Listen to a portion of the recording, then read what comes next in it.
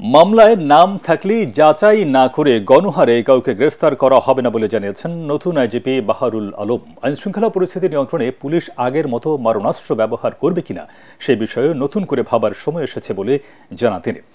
Police সদর দফতরে আয়োজিত সংবাদ সম্মেলনে আইজিপি বলেন, নিরপেক্ষ নির্বাচন করার পূর্ণ সক্ষমতা রয়েছে বর্তমান পুলিশের। জিএম তসলিমের রিপোর্ট। সম্প্রতি বাংলাদেশ ভ্রমণে সতর্কতা জারি করেছে যুক্তরাজ্য সরকার। এতে জঙ্গিবাদ নিয়ে বাংলাদেশে হুমকির আশঙ্কাও করা হয়।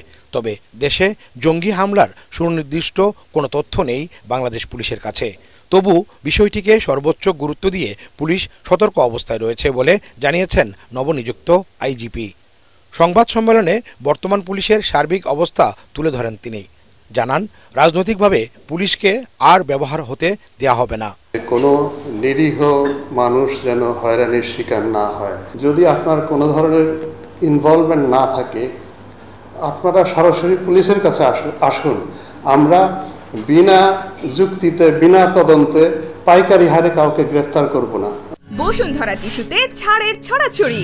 বসুন্ধরা টিস্যু নিয়ে এলো নিশ্চিত ছাড়।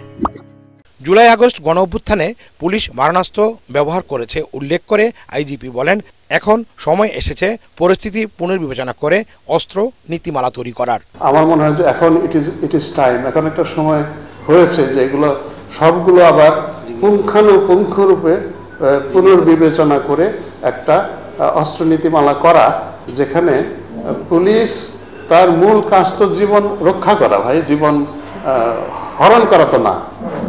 তো মূল কাজ আমার যেখানে জীবন রক্ষা করা, সেখানে তার আর্মামেন্টোরিয়াম কীরকম হবে, আমার মনে হয় যে উই শুড ডিসাইড নাও।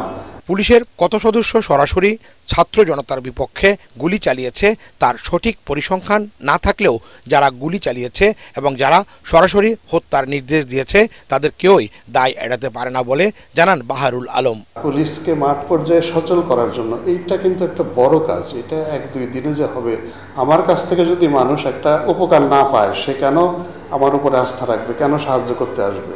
কয়েকদিন আগেই তো আমি তাকে গুলি করে মেরেছি।